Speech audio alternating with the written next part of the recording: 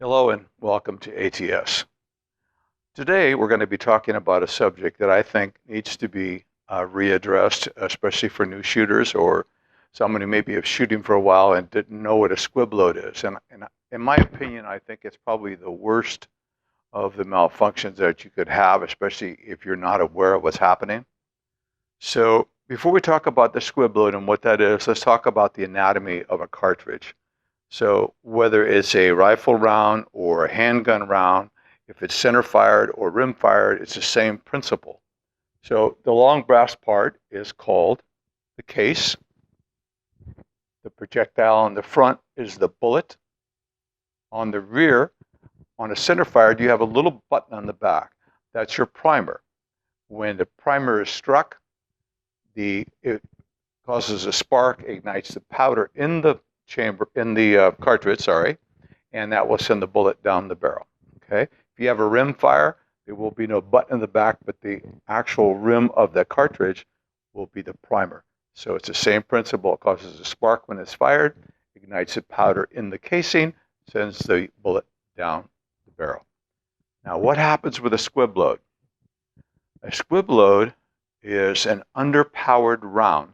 So when that primer ignites the powder, it's got enough force to get the bullet out of the cartridge, but not enough to send it down the barrel. And therefore, the bullet or the projectile is going to get stuck in the barrel. Okay. Now, that in itself is not the dangerous part. The dangerous part is if you don't recognize that you have a squib load and you have an obstruction in your barrel, and you fire a second round behind that, you're going to have a bad day because there's not going to be any place for that energy to go except back towards you. And that's going to possibly explode your gun in your hand. Worse yet, possibly cause you some serious injuries. So, how do you know if you have a squib load? There's absolutely no way to tell before you load your magazine whether that's a squib load or not. So when you fire the gun, if you listen and you notice that it's a pop rather than a bang, it's underpowered, you're probably going to notice that the recoil is less.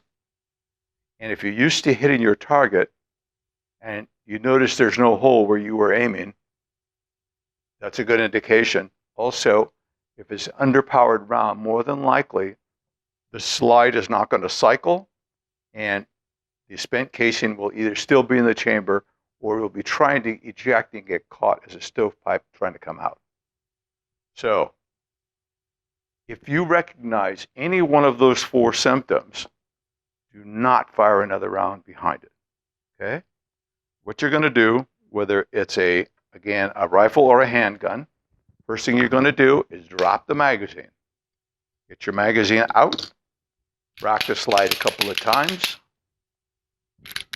lock it back, look inside, and only at that point, when you know your magazine is out, if there's nothing in the chamber, you can stick a pencil or something carefully down the barrel, or a safer way would be to field strip the gun, and then from the back of the barrel, look and see if there's an obstruction.